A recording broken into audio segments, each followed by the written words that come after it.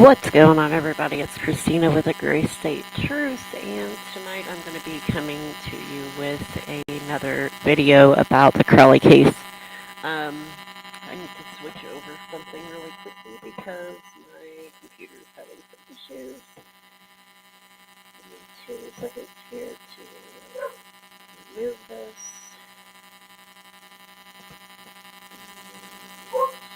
My dog is barking in the background, so disregard him for now.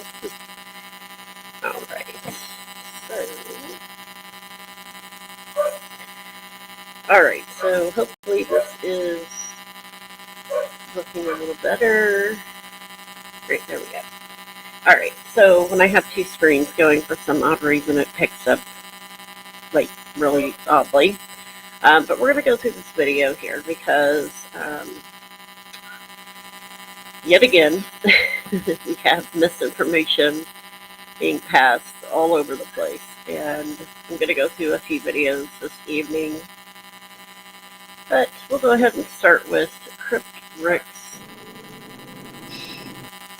interview with Sophia. And we're going to get to where he starts to ask questions because I don't really want to talk over him, but I do want to correct the misinformation. In this case, from the very start, what brought you to it? For the record, my real name is Julie, and I Yes, we chose Sophia because I don't like to have my personal information.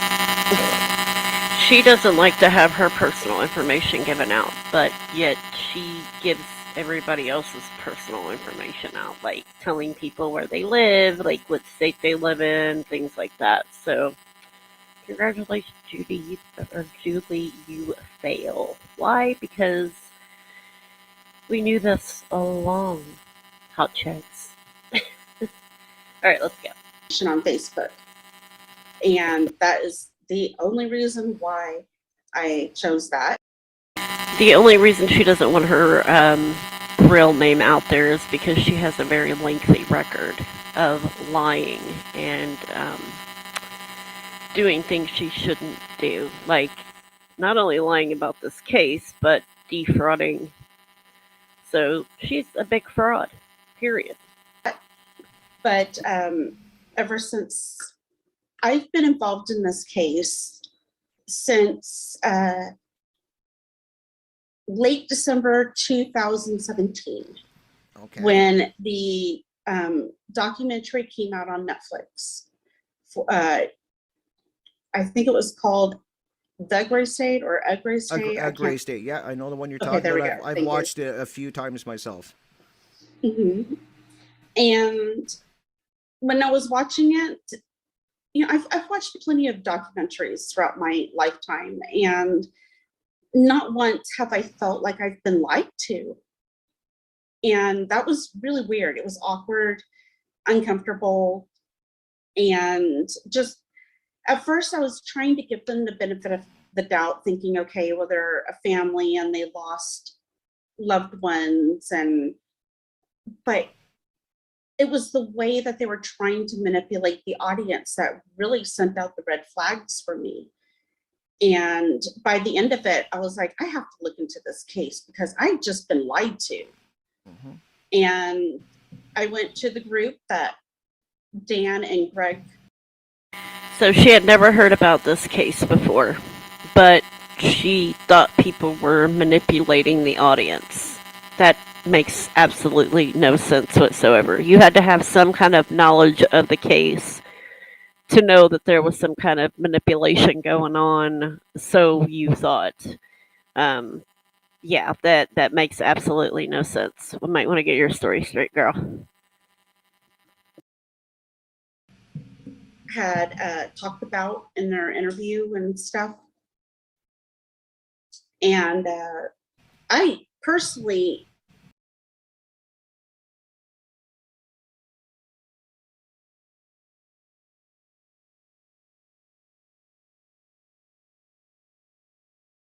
She doesn't want to believe police officers, but she wants to believe a guy that's literally sitting there in a documentary, knowing he's being interviewed for a documentary with no shoes on, bare feet. Uh, no. Sorry. Sorry. Sorry. I was kind of narcissistic at that time, thinking, oh, I probably know what happened, just. Oh, dear God. Okay, Julie, Sophia, Emma, whatever you want to call yourself. Please learn the definition of narcissistic. Okay? Because that is just basically you thinking, oh, I'm right. I know about this. Like, if you're that bad, like, you're obviously narcissistic. If you can literally say you're narcissistic, then you're narcissistic. And that's pretty sad.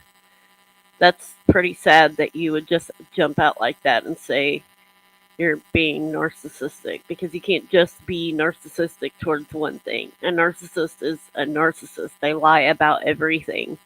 They blame others. They deflect. They gaslight. You can't just be narcissistic, for a few minutes a day. That's not how it works, honey.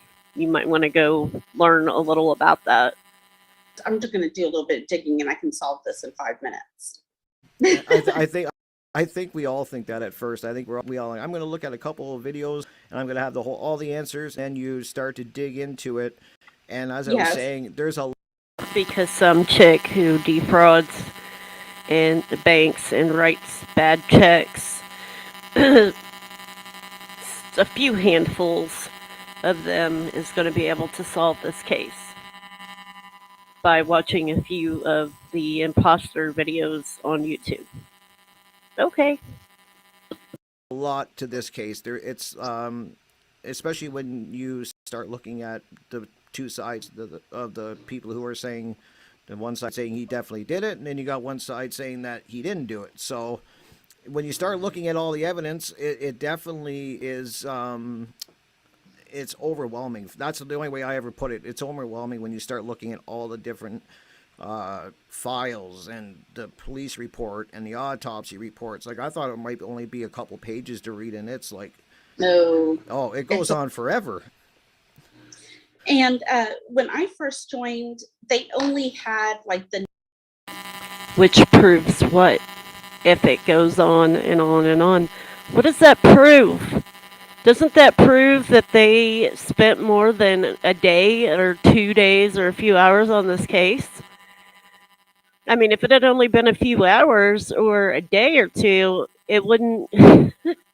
Like, you can't have it both ways. You can't say that they ruled this case this within so many hours and then turn around and say that they have, so many files and this and that. That means they thoroughly went through the case. you oh my God, you guys are making no sense. Cannot have it both ways.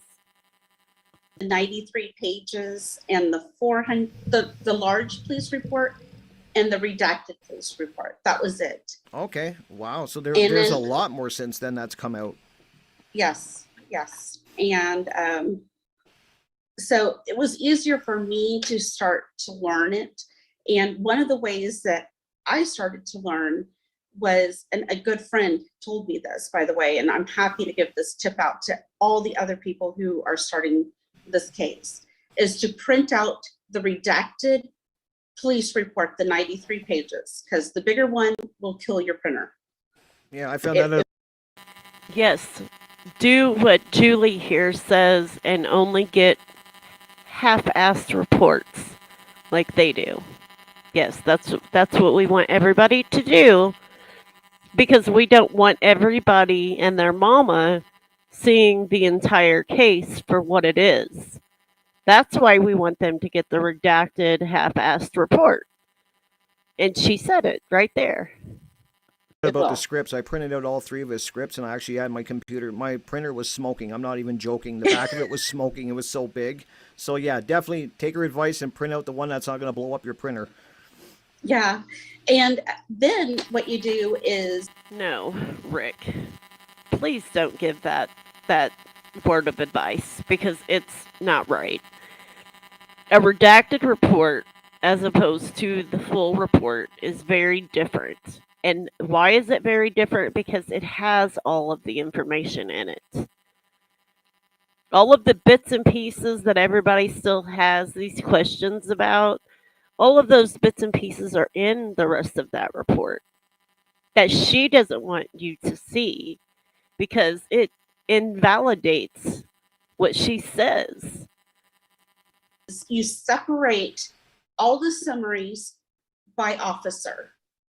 So, because as you're reading it, one officer will write like his first summary of the day of the discovery, but then he has several other summaries throughout the police report. Just take every single one of them and separate them. And, like picked all of Detective Gummert's together and Detective Bones together, and, just do it that way. I promise you it'll be so much easier to understand this case. Okay. And once you do that and you just read over everything, you really start to memorize it. And I mean, I've been known for this where I'll remember something wrong and Greg or Catherine will correct me and I go back and Oh, God. So they're believing each other. Their corrections come from within their little area, within their little group. Not because they went back and read the information and tried to understand it, but went to another troll who gives out misinformation to get more misinformation and to spread more misinformation. And that's what happens. That's exactly what happens here.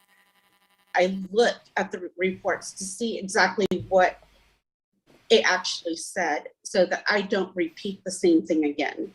Right. As Well, well. yeah, because it is there's so many files that I think everybody along the way is going to kind of mix things up in that. I think that's to be totally expected. I mean, I've even understood things and had to go back and read it. And I like your advice about how to break it up into little piles. I kind of like wanted to read it all at once, and you just can't. There's too much. So I've been taking a lot of time because that's the advice that everybody keeps giving me from both sides. I've heard it. They're like, you have to go and read the case yourself, look at the evidence yourself. And I'm like, okay, I'm going to take that challenge and I'm going to do it. That's only fair. I'm going to look at the evidence, and you're saying the same thing. Look at The problem here is you have only interviewed that group.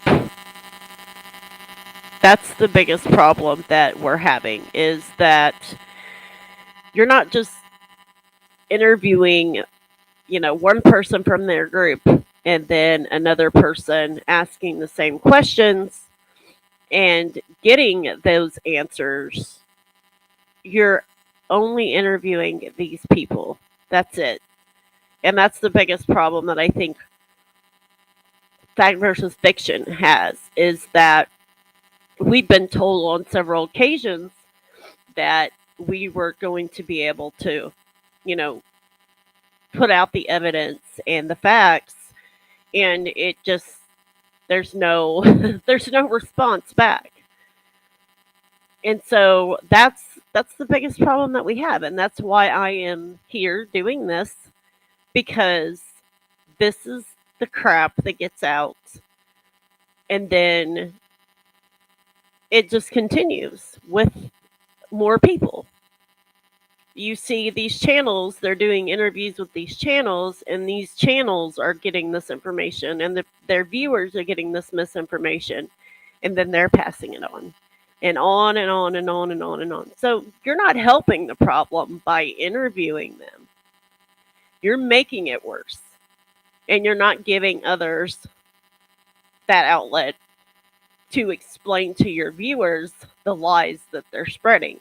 So The evidence, and but just warn people, it's a lot of evidence that you got to It go is. through, and it's a lot of. I found a lot of.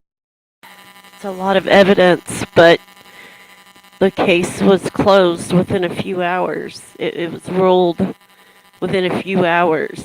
Like, again, you cannot have it both ways. You cannot say, oh, well, they closed this case too quick or they ruled this case too quick. You can't have it both ways. That there's so much information and then, like, no, no, no, no, no, no. You can't do that. Sorry. Medical terminology that I just don't know. I'm not a doctor, don't play one in real life, and don't want to. And I don't know the medical terminology. So I found myself having to go on Google and type in certain words to figure out what they meant and what they were talking about because I just didn't understand the terminology. So you have to take the time to, if you're going to look at the evidence, it's going to take you a bit of time if you're going to go through it all. And that's a great point that you say, like, break it up in small pieces, by the investigators and stuff, and then kind of have a look at it and go through it slowly. So that's great advice, I have to say. Thank you. Another thing is Go ahead. please, a lot of the new members, they want to just jump in and try to absorb it all. And that's extremely overwhelming. I agree. And they I get agree. frustrated and they're just like, it's too much. I can't do this. And you just take a little bit at a time, just learn, read through it, try to understand it, ask questions. You don't have to ask in the group. You could always ask, I'm not an admin, but you could ask Greg, You can ask the other liars in the group. That's the problem here. The problem is if they don't understand it, then they need to read the stuff more to understand it. Because if they go to Greg and they ask questions like I did, and like several other people in the Fact versus Fiction group did, they get blocked. That's the biggest problem. Um, it's a vicious cycle over there because we've had so many people who have came over and said, "Well, God, I got blocked for asking this question or that question," and it continues. I mean, we're on average what maybe a few members a week now coming because they got blocked for asking a valid question because they didn't understand something. That's sad. That's real sad.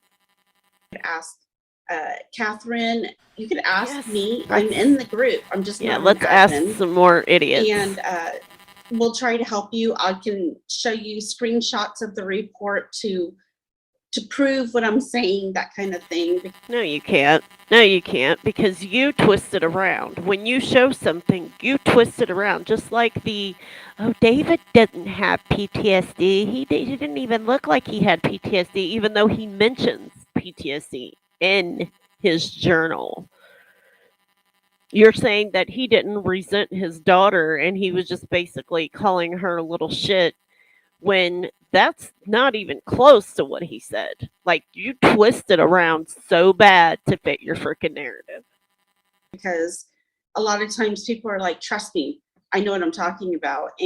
But they don't back it up. We've always backed it up, sweetheart. So I don't know who you think you're talking to because we've backed it up and brought it home. So not sure what and who you're talking to.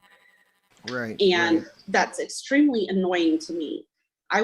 You are extremely annoying to the world. Is what you are. You're extremely annoying to the internet. You're extremely annoying just in every form. Like, seriously.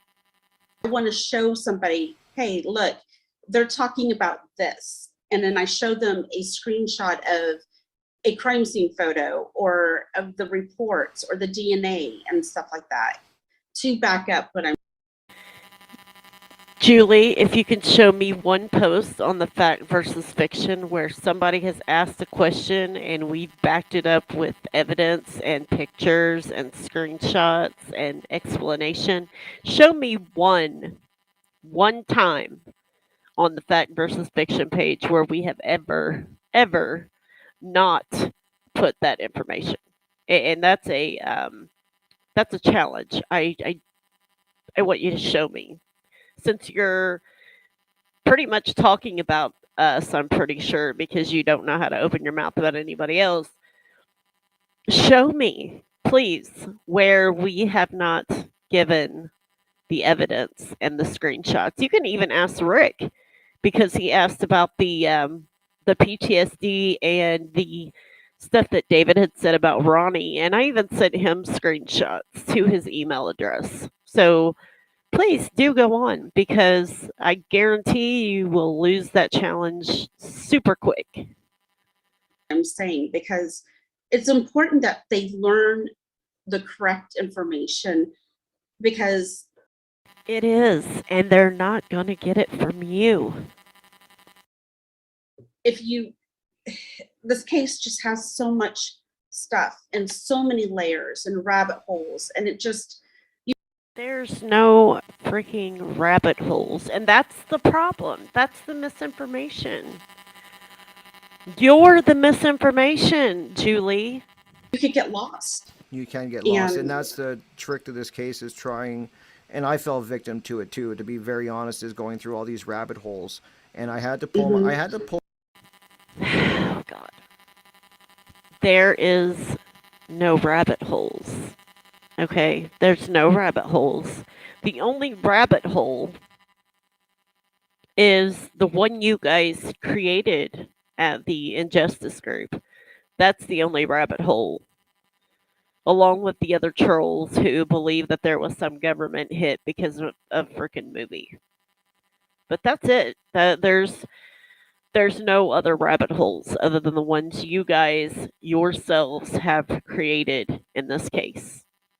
I've had to do this a couple times in the case. I've had to actually step back for a day or two, and oh just yeah, say to myself like, okay, I got to stay in the middle. It's very hard to do that. I know people that are listening are probably saying it's not. It's easy to stay in the middle. It's not, because as I said, you're hearing a lot from the pros and the cons of his guilt or innocence, and so then what I do is when I hear something like that, I go and I find it in the actual police reports. You only ask them over there. You asked Sophia, you asked Greg, you asked Catherine. You did ask me one thing, and that was if there was another journal that existed and if anybody had seen that journal. And I sent you back the response to that. So, In that, because that's, to be fair, that's all I have to go by. I can speculate all day. I can speculate till the cows come home on who did it, why they did it, but the fact is I'm never going to know that, and nobody's going to know that unless somebody actually, that if this was a murder, comes out and actually says they did it or something like that. For me, yeah. I don't know how they're going to find new evidence, because it's been so long. I think there's not even really much evidence to even really look at anymore or test or anything like because they looked at everything for a year, an entire year. They went through everything. that. I could be wrong. There might be samples still that they can test. I don't know. There But are. okay, so if there are, then yeah, okay, so then we can kind of maybe do some more testing, and that's kind of like All of the testing that proved who committed the crime was already tested. There's no reason to continue testing if you have already gotten the main parts of this crime scene, and the only DNA that belongs there or is there are the ones that are laying on the floor deceased. There's no reason to test anything else. You can test everything in that house, but if you finally, go through a process of elimination on the main parts of the crime scene, there's no reason to venture out and start testing the fucking trees outside. You know what I mean? Like, there's no reason to do that. But that's what they want you to do because that's the rabbit hole they want you to go down. A part of the case that's has me kind of flipping back and forth is like there's a lot of things that I'm wondering why they didn't test it, and then there's some things I'm wondering why they did test it, and it kind of goes back and forth. Now, when you first got involved, you're like, what was it that made you? I know the Netflix. You said the Netflix documentary kind of led you down a path, and I felt that way too. I felt that it ended very. It was for me the ending of the movie was very jarring. Okay. So, Kamel's family didn't want that personal info out there. That's what they chose. They didn't want it out there. They have a right to say they don't want it out there. Whatever it was, whether it was mental health issues that she had written down, stuff that was in her personal journal, if her family didn't want it out there, it didn't need to be out there. And so their only other ending to make some kind of light out of this case is that the dog lived. What's so bad about that? Here, we're going to end this freaking case with 3 dead people, including a child, and the dad is the murderer. David had followers, and the police and people who do these stories, they have an obligation to keep the public safe. And that's just like this case that just happened with the kid who shot up that school.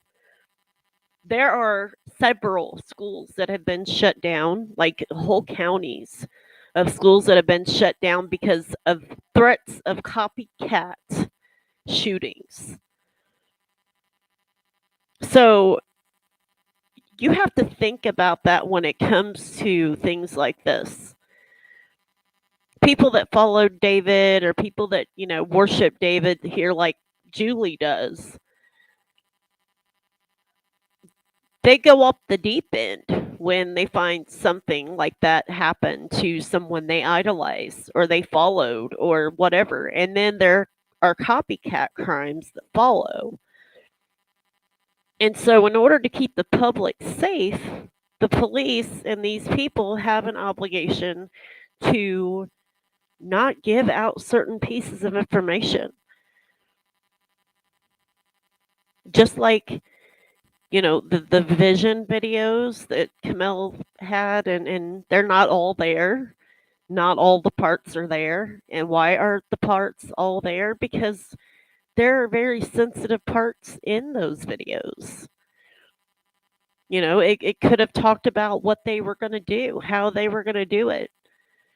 And that's why they rolled the case the way that they did, because they have that evidence and they have that, they have that proof. They don't have to give it to you. You're not entitled to anything in this case. Whatever the family doesn't want to put out, or what is ever labeled under, information to keep the public safe, that is not, you're not obligated to get anything. And so for you to keep saying over and over and over that you need proof, for what? They've given you the evidence that proves that there's no one else in this house. The DNA and the forensic evidence is there that no one else was in that house. And so if you're too dumb to read a report of DNA and forensics, then you really need to go to school and learn, because you're not going to get too far in this case if you can't even understand what DNA is. Greg, who says, yeah, David's DNA was on the bullet, but not his blood. Well, Greg, what is DNA? DNA is blood. DNA is tissue. It's brain tissue, it's brain matter, it's saliva, it's all parts of the body. And so you're not going to get very far if you don't know what DNA is.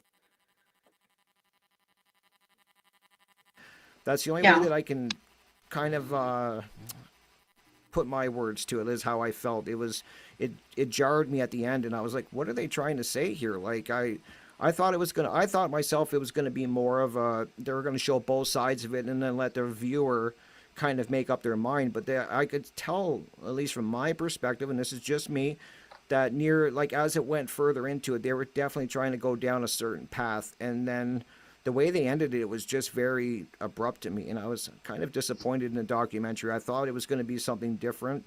I've watched it 3 or 4 times, just to be fair. I thought, because you always miss stuff, even if you watch it, you're going to miss Yeah. something. So I definitely, that's how I keep feeling every time I watch it. I'm just like, whoa, it's just very jarring. And so my question is, what, when you started looking into this case, what are the things that made you want to lean to the side that David is innocent? Like, there must be a few things that really stick out in your mind that you're like, this is what's really making me think that he did not do this.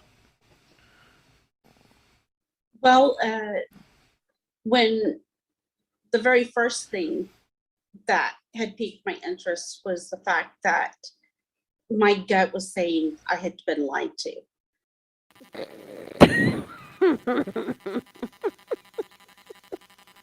So she believes David is innocent because her gut told her she'd been lied to. I wonder if those banks felt the same way when you wrote those hot checks, Julie Brady. I wonder if their gut feeling knew that you were going to not pay that back. And that was hard to, anyway. Shoot.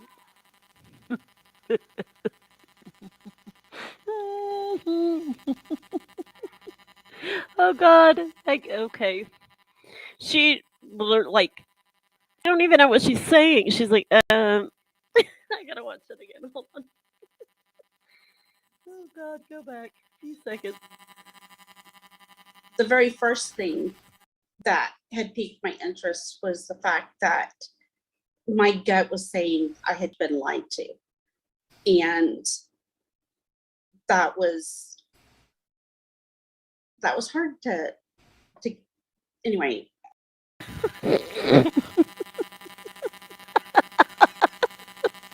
Her gut told her that David, her love of her life, was innocent.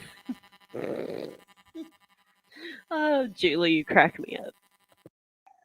It was a very strong feeling. Okay. And when I started reading the documents, Well, I have strong feelings every day. Okay, as a mother of 4 kids, I have strong feelings about things all the time. That doesn't mean that they're true. It just means that you just have strong feelings sometimes. But it doesn't mean they're true. It doesn't mean you're right. Are you like into witchcraft or something? and I was listening to interviews and stuff like that, stories kept changing. And it was details that were changing. And the truth never changes.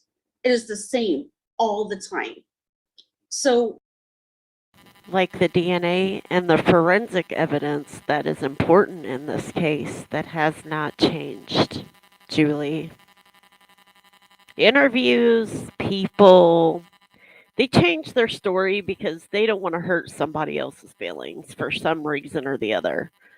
Or they don't want to say something even after somebody dies. They don't want to say something out of courtesy for the family or out of courtesy for, their loved one or their spouse or a child or whatever the case may be. That's interviews.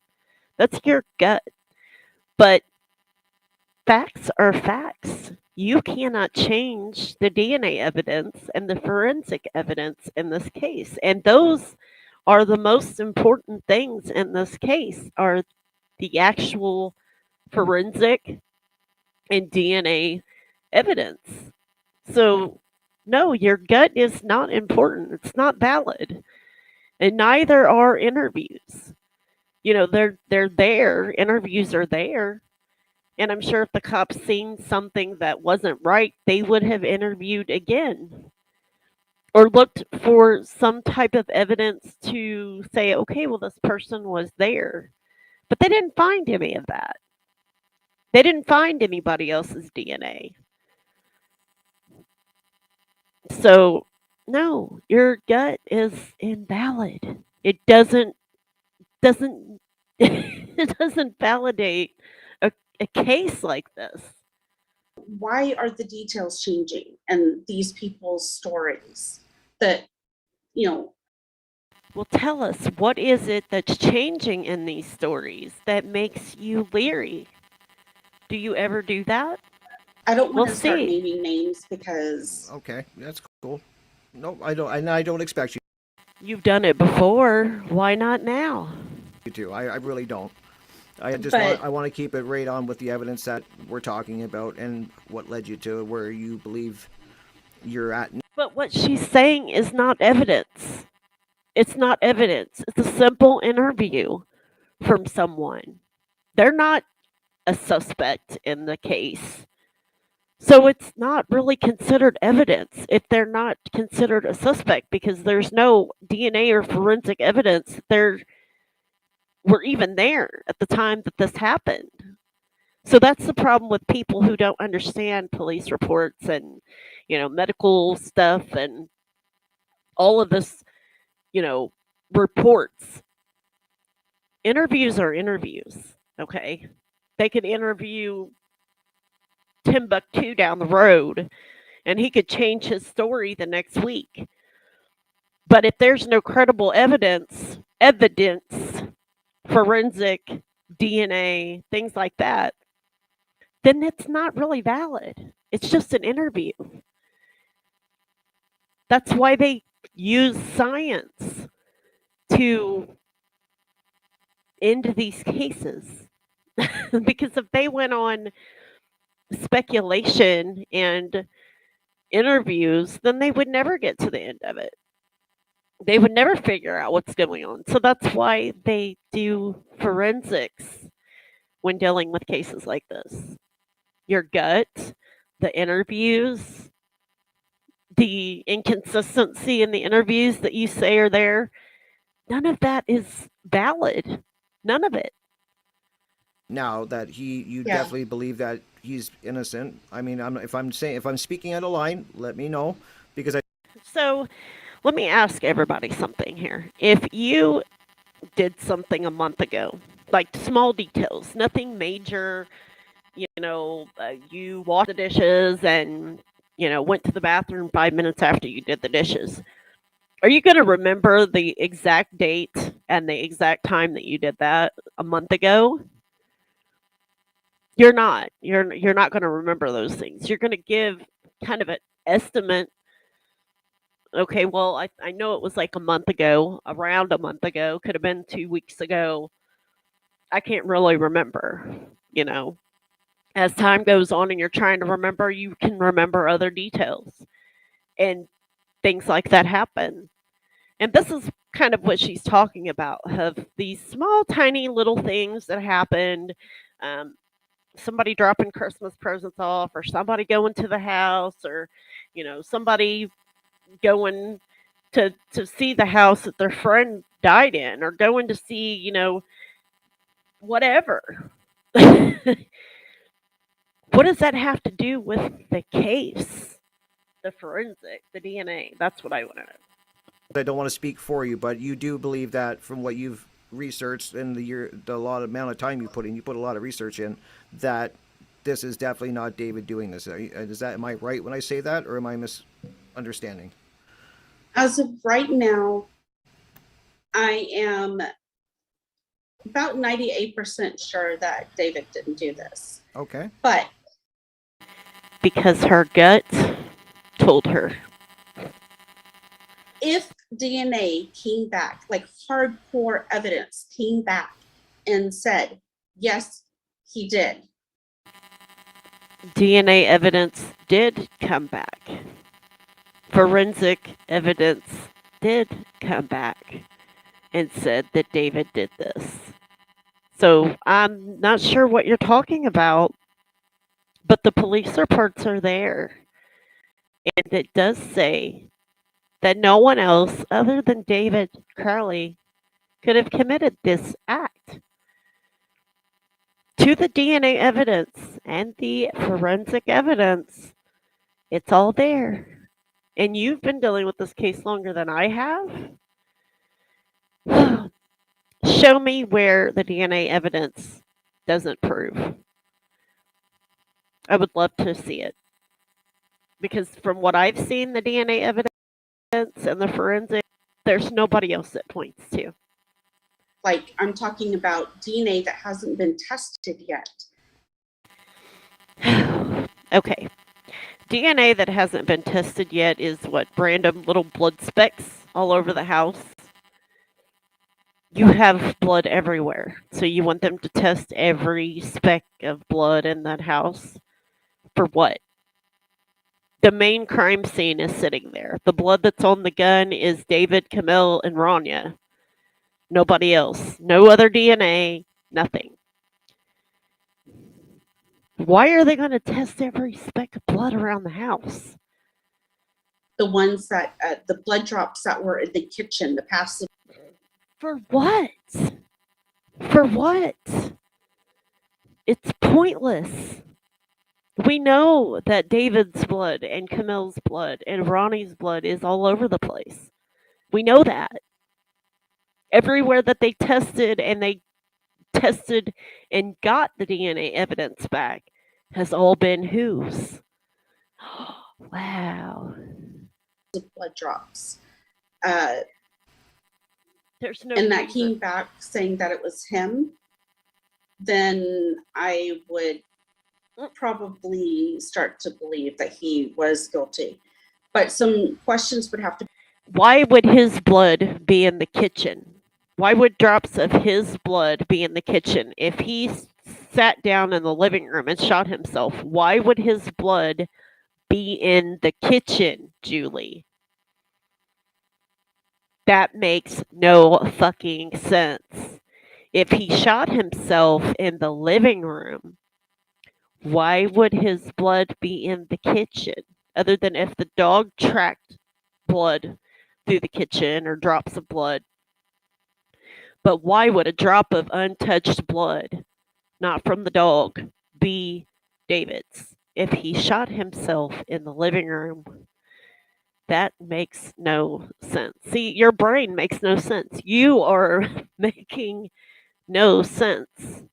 You're saying that if they tested these drops of blood that were found in the kitchen, that you would believe that it was David if they came back as David's.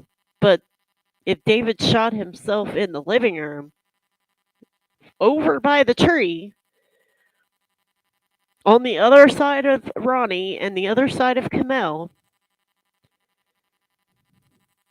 why would his blood be in the kitchen? That makes no freaking sense.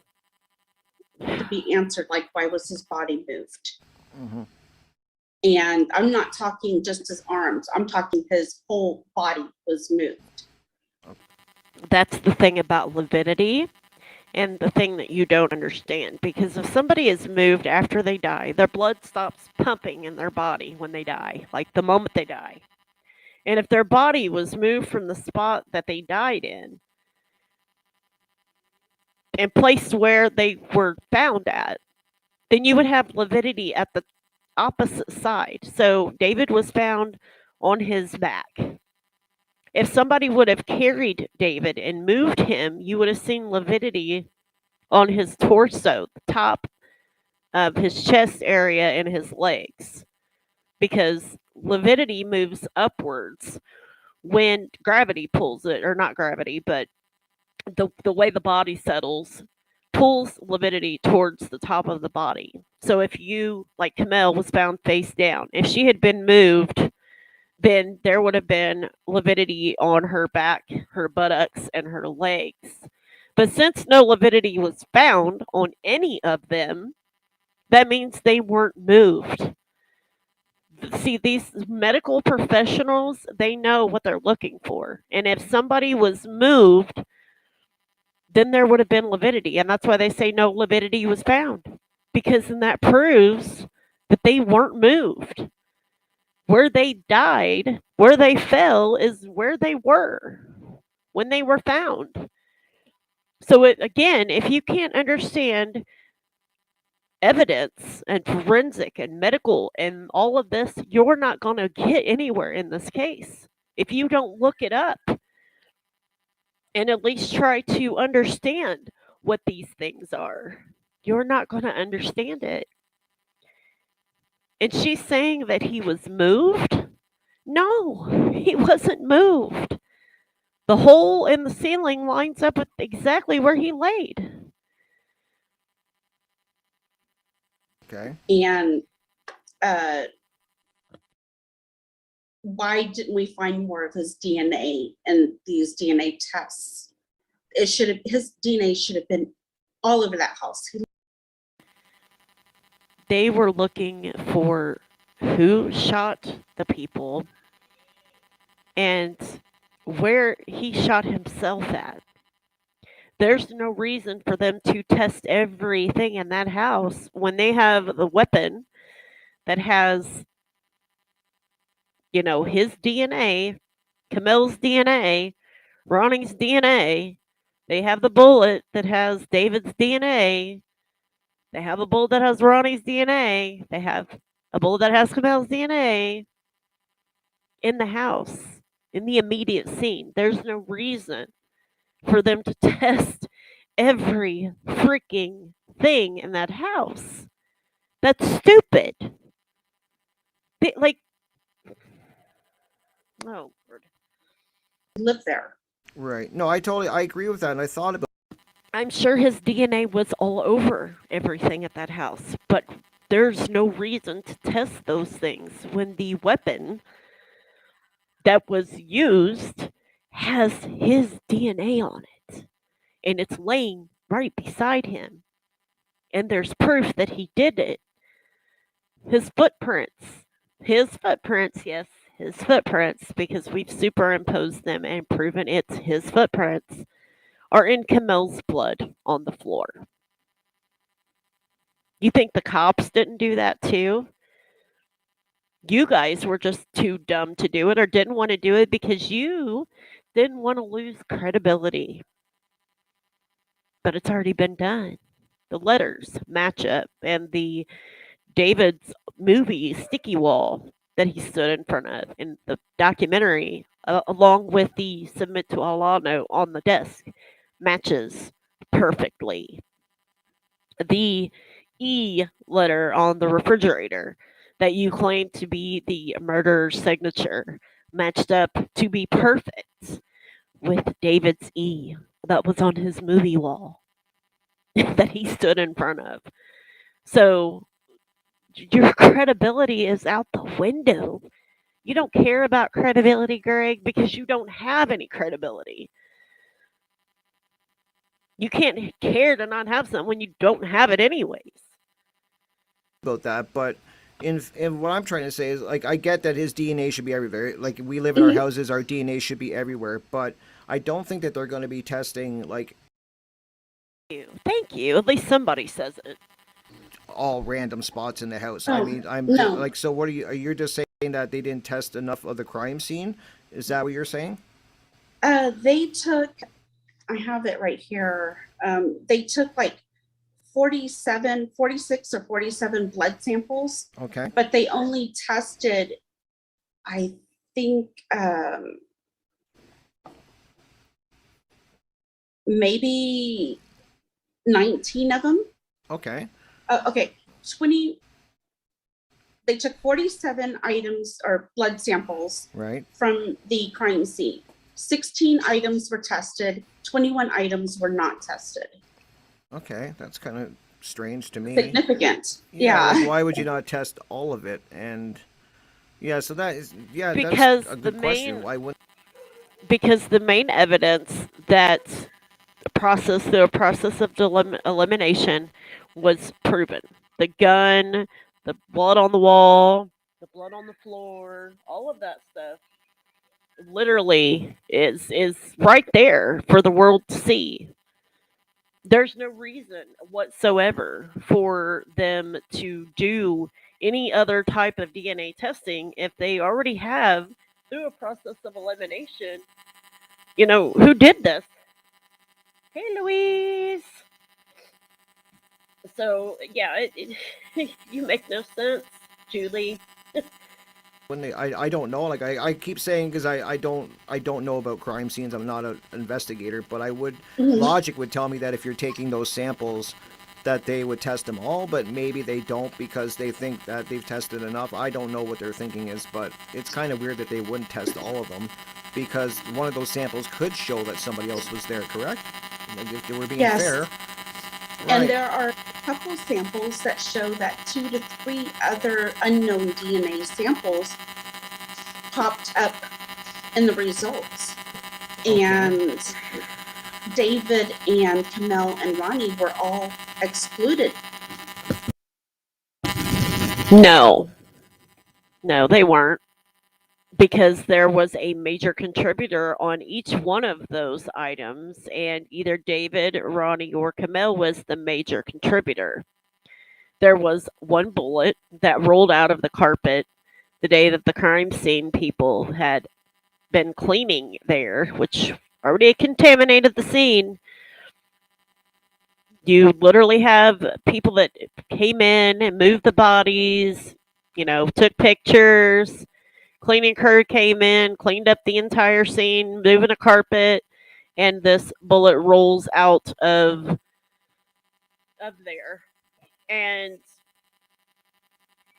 it has Ronnie's major DNA and two or more DNAs that excluded David and Kamel. But you have many, many, many other people that had been in this crime scene at the like right after it happened. So you're going to have a contaminated crime scene because people's DNA falls off everywhere. That's the only thing. So no, there's no other bullets where they all three, or no other evidence in that house where they all three were excluded from that thing. One of them were the major contributor to each one of those items. All of them. So right there, ain't misinformation, Julie. That's false. That's false. From that. Okay, and these are sample. So These are samples that they've taken and tested that they can that there is yeah, another. There's other DNA in there that is not. They're confirmed that it's not their DNA. correct. Oh, See, that's false information. And she's saying, correct. Like she's correct. No, you're not correct. And no, Rick, she's not correct. Go read the evidence for yourself. Go read the files for yourself. Every single item of evidence in that house, major contributor. You have major contributors, you have minor contributors. The major contributor was one of them or two of them in that house. The only thing that had two or more was the bullet that rolled out of the floor when the cleaning crew was there cleaning up the scene. That was it. So don't lie. Don't sit there and lie. And that's what pisses me off about you. Is correct. Here, let me pass this misinformation on to Rick so he can pass it on to his viewers. That's a lie. That's a straight up freaking lie. okay. Well, yeah. Okay. Okay. So that I'm definitely. So I haven't I got have the. I'm Wow. gonna yeah, have I to have remember. questions about that too. So Right. if Yeah. if we could I'm gonna have to remember that one so that way that I can mention that to Rick because that's false information. That is false information. so if we could get answers, then maybe my mind. Your mind is never going to be made up because that fucking information is already there, Julie. you're misreading it, or your pea-sized little brain isn't understanding it. Like, seriously, because oh, show me one piece of evidence in that house where all three of them are excluded. One. That's another challenge I have for you. Show me one piece of evidence that all three of them are excluded from it. Could be changed. Right. But as of right now, I'm not going to blame somebody who can't defend themselves. No, I agree. That's fair. And I'm just trying to think of there's so much to this case that it's really I'm trying to Mm-hmm. keep it right in the I'm trying to keep trying to remember all the stuff I've read. I've read so much in the report so far and his journals and stuff like that. I think his journal. The one thing I find that people are saying is that David. Now, this is my take from what I've read in the journals that he didn't have PTSD and he wasn't like he wasn't. I could be wrong on that, but a lot of people are saying that some people are saying he did have PTSD and he didn't have PTSD. And was he ever diagnosed with PTSD? Because the reason I'm asking is when I read the journals, you can tell that he's going through some stuff. I mean, that it's Okay. So David himself says that he is self-medicating the symptoms of PTSD. And we all know that David got checks from the VA, but David doesn't have any visible injuries on his body, like wounds or, he wasn't blown up, doesn't missing an arm, he's not missing a leg, and nothing like that. So what else could be those checks? Mental health, right? Because vets, a lot of them have PTSD. So yeah, it kind of proves that if there were checks coming in from, something, for some reason there was checks coming in, then what does that mean, Julie? What does that mean, Rick? That he was receiving some type of compensation for something that was going on related to, you know, him serving, right? Like, I mean, it's kind of common sense, I would think. And not only that, him mentioning it himself, like straight up. Oh, Lord. evident to Yeah. me. Like he's not like he's something's going on with the man. I'm just being honest. Like he's definitely struggling with a few things in his life. And so, was he ever diagnosed with PTSD that you know of, or did it go undiagnosed? As far as I know, he wasn't diagnosed. Because she doesn't know. Because she doesn't have the common sense to understand if David doesn't have any visible combat wounds from when he was, serving, then what else could there be? Like, she's clueless. I'm not sure that we actually would know because of HIPAA, All right, right, but okay. he does admit that he does have PTSD in his journal, but it wasn't due to the war. It was due to him. It doesn't matter if it was due to the war or due to him being stop loss. It doesn't matter if it was PTSD from his childhood. It's still fucking PTSD. It's still PTSD. There's not a different form of PTSD because of one thing or the other. It is still PTSD. Being held over in the military against his will. Right, I did And see he it. makes that Right, distinction. right. I remember So, in an interview I remember an interview I saw on YouTube where he talks about that, or it might have been the movie. mhm, I think it was the movie on Netflix that he talks about how he was very upset that they illegally held him over, and so mhm. that would cause PTSD. I think anybody that's in his shoes, anybody that's in the military that's been in a war is going to have a little some problems when they come back. I would think. I mean, my cat is doing everything here to knock. Oh my God! Sorry, Sophia. Can't stop. She's never been this bad. All right, I don't even know what she's clicking. Oh, okay, hold on. Hold on there, Sophia. I apologize. There we go. You are being bad Okay. today. She's being a cutie, but she's being bad, interrupting. She's never sat here and she's chewing on my fingers as I'm talking to you. And And I'm like, wait a minute, what is he talking about? But then Catherine told me, just keep reading, keep reading. And so I kept reading, and that was like, oh, that makes sense. He was stop lost. okay, And right. that's what he's referring to. Okay, no, so And that, yeah, like that journal to me is a great, for me, I think even a good place to start for people because it's definitely going to get you in the mindset of where he was at that mhm, time. And to me, it's very evident in the journals. That he was, like I said earlier, he was going So it's evident in the journal of what he's going through. But they can't put two and two together of what happened.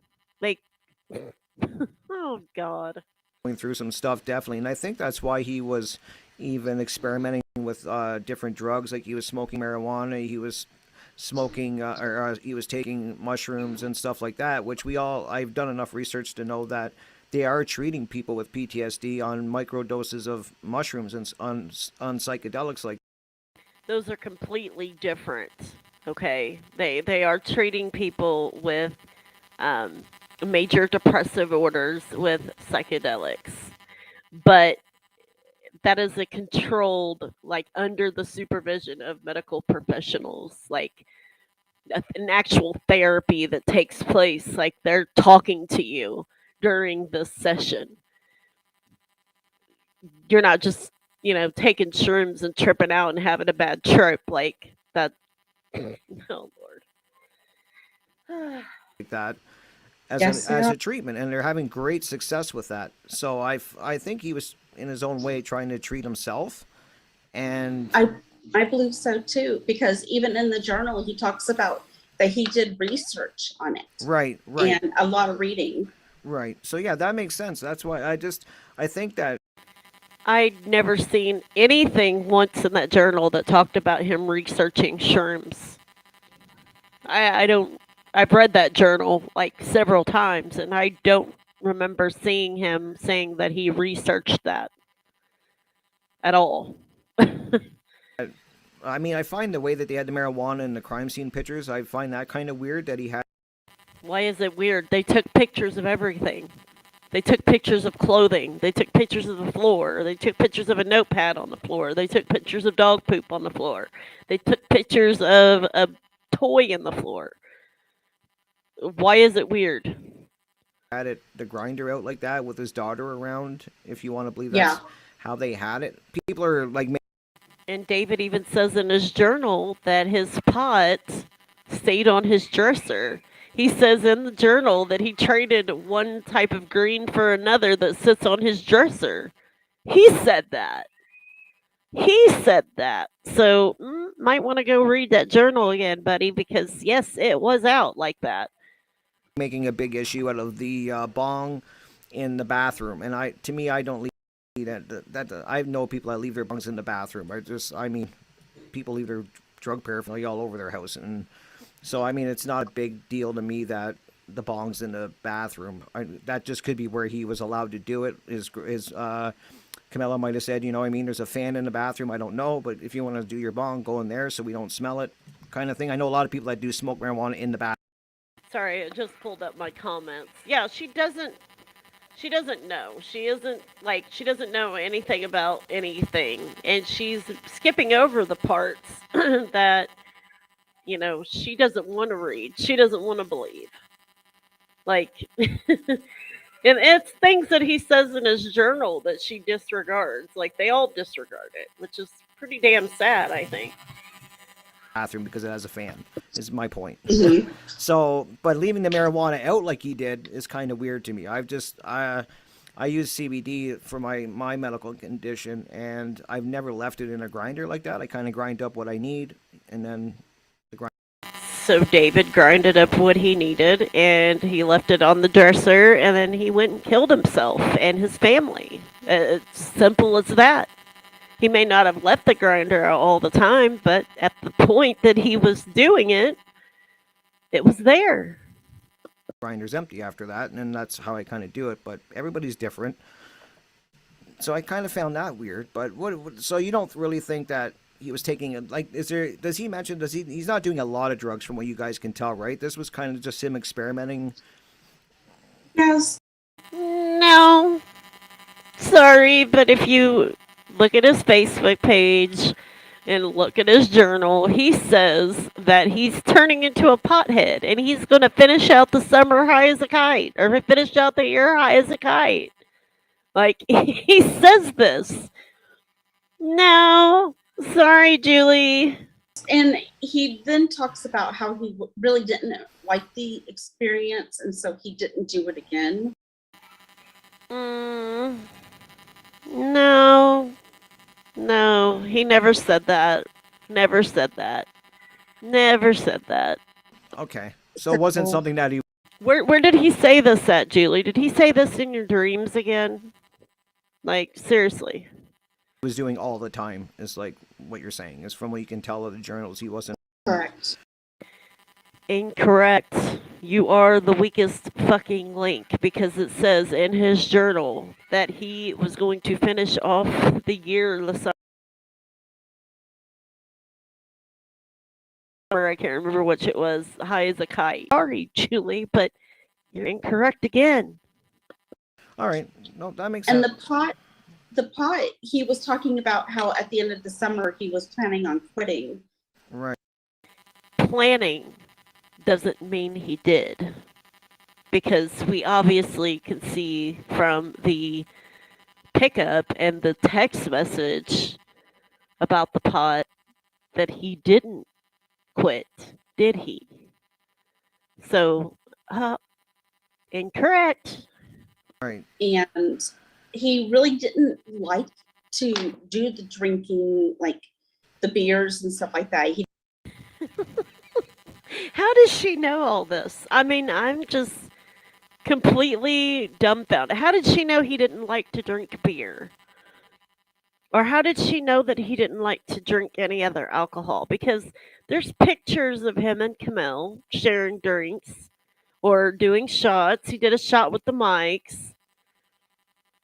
Like, he does say that because of, it makes him depressed, that alcohol made him depressed, that he didn't like to drink. Alcohol equals depression. But, like, there's several occasions where he drinks. So, I mean, I don't know. He didn't like the pot as much, and he really didn't like the mushroom. He did like the pot because he continued to say that he was self-medicating with that and that he liked the experience and he was enjoying what he was doing. If he didn't, he wouldn't kept buying it.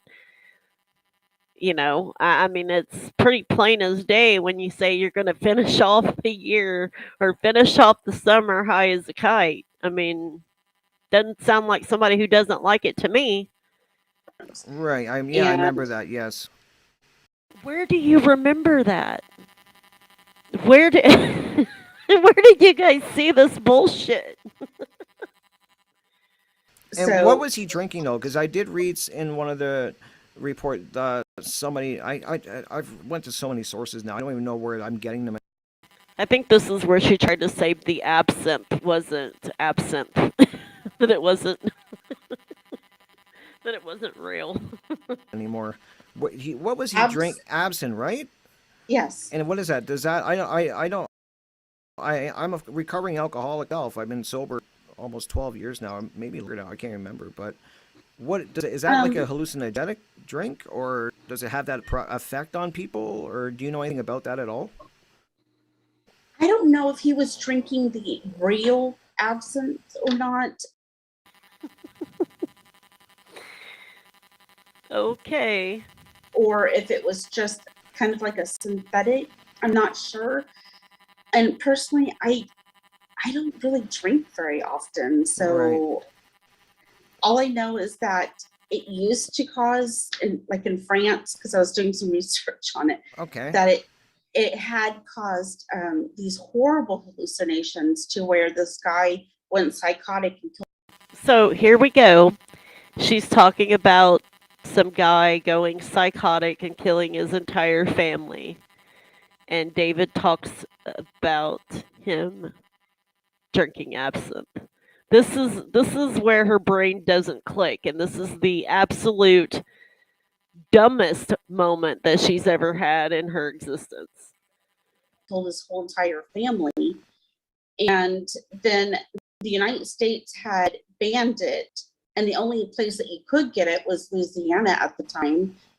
I'm not sure if it's still legal throughout the United States or not, Right. if they brought it back or what. Right. Yeah. Because I heard when I used to when I've done research. So her not being able to put two and two together there, that's, that they banned it in France because of some guy, going nuts and killing his family. But here we have David who's drinking absinthe and staying up for days at a time, smoking pot and doing shrooms, as he says on his journal himself, his own words. And she can't put those two things together. Like, that's the biggest blonde moment you've ever had in your life. About old, like in the olden days, like medieval, like maybe not medieval, but a long time ago, I heard about people drinking this, but I didn't even know you could still buy it. So I found that really Yeah. interesting, and I just wondering, like, if he was drinking a lot of it or something, because that might explain some of the, because there is a paranormal side to this, because it's right in the movie where you hear them talking about some of the instances that they had and things that they were seeing and hearing and stuff. So I mean, I was just wondering, like, maybe that had something to do with it. I'm just thinking out loud, kind of thing. One of the reasons why I never really put much stock into it was the fact that they hadn't taken any photos of alcoholic beverage. If they had already drinking it and they had put in the stuff in the trash, you're not going to see alcoholic beverages. That's why they do alcohol tests at medical examiner's office. When they find people dead, they usually do toxicology reports. And so there's not really a reason to dig through the trash unless there's something in the trash that killed them, like a knife or a gun or some type of weapon, which we know the weapon wasn't in the damn trash can. So there's really no reason for them to dig through the damn trash can. You know, there's no reason. And you don't know what was there. You don't see pictures inside of a cupboard and every, nook and cranny and every trash bag that was sitting in that house. You don't know what was there. Hell, there could have been shit in the trash can and you wouldn't have even known it. That were in the house. Okay. And I think they were looking for anything to prove David guilty at that point. They took photos of the pot. They weren't proving or doing it to prove him guilty.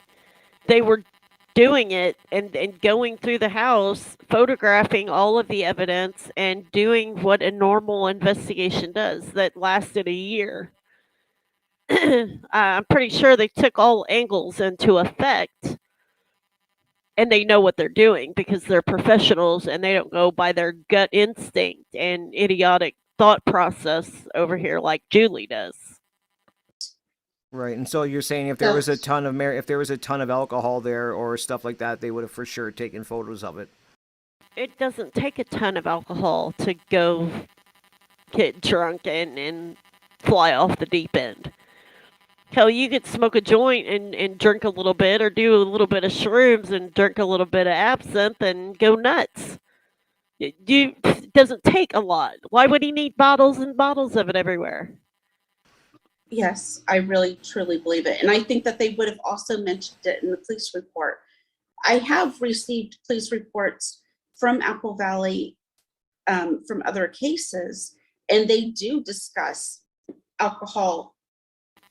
Why? Because alcohol was probably a part of that process. It was probably out in, like, the person's hand, or it could have been their cause of death. That's probably why there was alcohol pictured or alcohol mentioned in the police report, because it was one of the main reasons that the crime occurred or their death occurred. Like, Come on, have a little common sense. I would love to see these reports you had. That's in the household and other drug paraphernalia that's in the household. Right. And the only thing that they discussed for this case was the pot, Right. and that was it. Right. And Well, I mean, they did discuss mushrooms, like, Yeah, that's all it takes. I mean, that'll make you freak out right there. I had friends that used to do shrooms back when they were younger and literally thought the couch was eating them. They were fighting a tree out in the front yard. Yeah, it just because the shrooms weren't there doesn't mean that they weren't taken. You know what I mean? Like there's not going to be any proof of them there if he took them. because David mentioned it in his journal, but right, but they they didn't find it. exactly. So yeah, that makes sense. And Well, they're not going to find it if he took them, right? what about when they did the autopsy? They didn't find any drugs in his system, right? There was no mushrooms. There. Oh, here we go. This is where she really screws it up.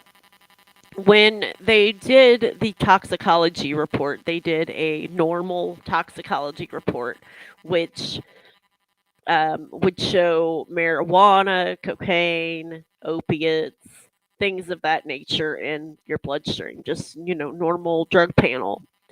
And the shrooms were not a part of that toxicology report. There was no extra test done, like she's about to say here, that that says that it was negative. Also, you have a body that's laid there and decayed for a month, or however long you want to say that it was laying there. Like that stuff it's not going to be in your system. Okay, things go out of your system when you do, you know, toxicology reports. Like I could smoke a joint and next week it's not going to be in my system. Same process with everyone else. Like, you get a clue. There was no THC that they could test, that they could tell, or am I wrong on that?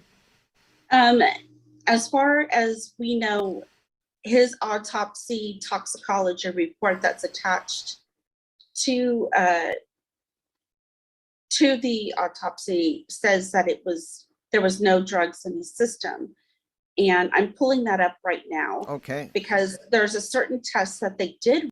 No, they didn't. No, they didn't. And when she says that, you're gonna laugh your ass run off. That is extremely sensitive, and the results can come back within 24 to 48 hours. Okay. And immunoassay tests, and it says it was negative. Amino acid. Let's look up what amino acid test is. Hold on.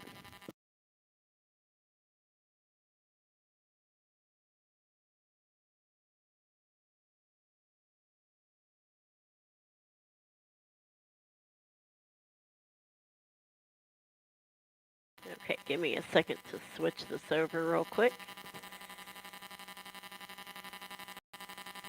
Alright, hold on. I'm gonna share this other Chrome tab.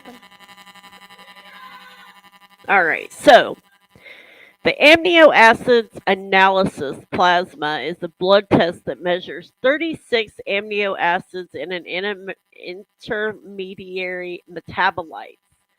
The report includes personalized amino acid recommendations based on amino acid levels and functional vitamin and mineral cofactor recommendations based amino acid metabolism. So this basically tests the plasma, the glycine encephalopathy, things like that nature in your body. Your vitamin level of vitamin D, vitamin A, etc., etc., etc. Has absolutely nothing to do with shrooms. Nothing. Absolutely nothing. So what the fuck this lady is talking about of shrooms being not found because of an amino acid test, you're dumb. You're freaking, excuse my French, you are an idiot. You are a complete idiot. No basic or neutral drugs present or on chromatology.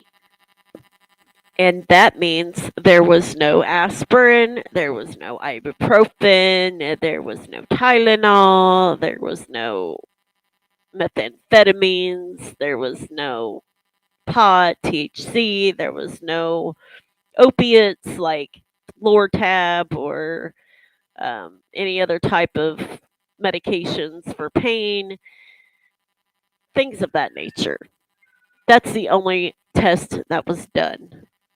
Okay, that's it. The toxicology reports were tested a month after they were found. You're not going to find anything in their system after they've laid there and decomposed, dear. Even if it was in their system. And this specific test, it can pick up pot, it can pick up shrooms, it can pick Incorrect. It only picks up cocaine, THC, opiates, methamphetamines, things like that. Does not pick up shrooms. up heroin, meth. It could do all of that. Really? So you're Do you see this? This is digging into Rick's head, making him believe this shit. Because she doesn't know what she's talking about.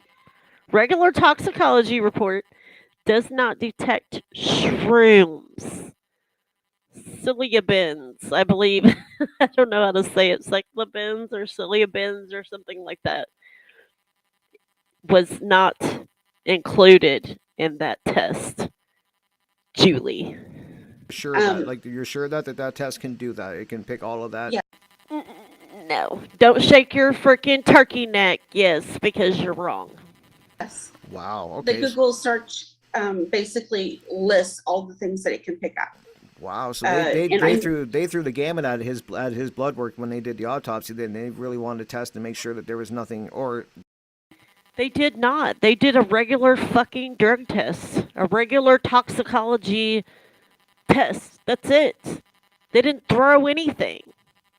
there was something maybe or nothing in his system, but they definitely threw the gamut at it. No, they didn't. That's what she wants you to believe. That's incorrect. In fucking correct. The test that they did was the regular toxicology freaking test that they do for everybody. And it does not pick up freaking shrooms. yes, and I did make a post No. in regards to this in the group, and And you got a reply back over in our group that proved you wrong. this, I know some people are saying, well, they did the autopsy and this is just a summary. They didn't attach the whole thing. That might be fair, but if he had drugs in his system, it would have been added to this autopsy before it was signed. And it was signed on 2/23/2015. And then again, it was signed on 3/22/2015. So that would have given them plenty of time to add anything else. Levels change, sweetheart. Learn how toxicology and drug tests function in the body, like a dead body, not a living body, but a dead body. Learn how they function in a living body first, because, like I said, I could smoke a joint right now, and next week it could be completely out of my system. Okay, same thing goes for a dead, decomposing body that's been sitting there. Same thing happens. That stuff goes out of your system. So again, if you can't comprehend this stuff or how things work, then you really shouldn't even think at all. Like, you obviously have no brain. Oh, for sure. That would Right. have, Yeah. So no, so that makes sense. I mean, if that test, if it says that when you research it, that that test can cover it all, they're gonna. Louise, make sure that we write this stuff down and mention it to Rick. I'm going to send him an email and correct all of the misinformation. Something's going to show up if he had drugs. I'm kind of surprised he had nothing in his system. I'm not, because he was dead and decomposing.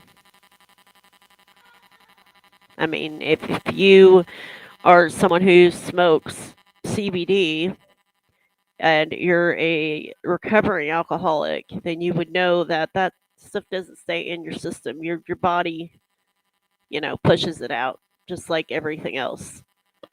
Because then Yeah. why, like, you can't, people can't have it both ways. He was either doing drugs or he was. And you can't. That's right. You can't have it both ways. We know that he was doing drugs because he said he was doing them. We know that he was smoking pot because the pot was right there on the dresser, and the bong and would have been recently cleaned out. And the fuzzy sticks that clean out the bong were in the trash can, and the residue was in the sink. So we know that he was smoking pot. That's no. That's. I mean, we know this. I mean, we know from the text message that he picked it up, right? So we know that he was doing it, but you can't have it both ways and say that, oh, yeah, he had a bong that was recently cleaned out and there's pot in a grinder sitting on this dresser, but yeah, his toxicology report was, it was he was clean. That doesn't mean that at all. It just means that it had time to go out of his system. He was dead. Levels change. Wasn't doing drugs, and why would the pot be out the way they took the photograph of? Because David always had the pot on his dresser like that. And maybe he had just used it. Again, we know that he kept his pot on his dresser because he specifically said he kept the pot on his dresser. Again, another thing you might want to read in his journal. Of it, and he has no drugs in his system. That's kind of weird to me. Like, why would you have an open?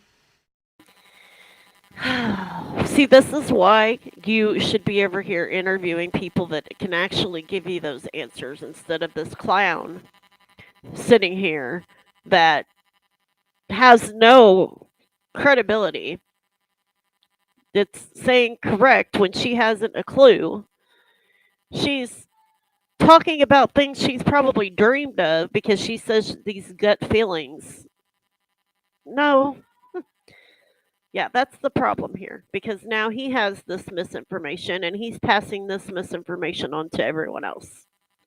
Grinder of pot on your desk with weed beside it, and then insinuating, obviously from the photo, that they were smoking it, but none of them have it in their system. Kind of weird. Mm-hmm. That's kind of weird to me. I mean, I don't know. It's not weird. It's not weird at all because stuff goes out of your system after a while. Anybody that just leaves their pot ground up on their dresser like that.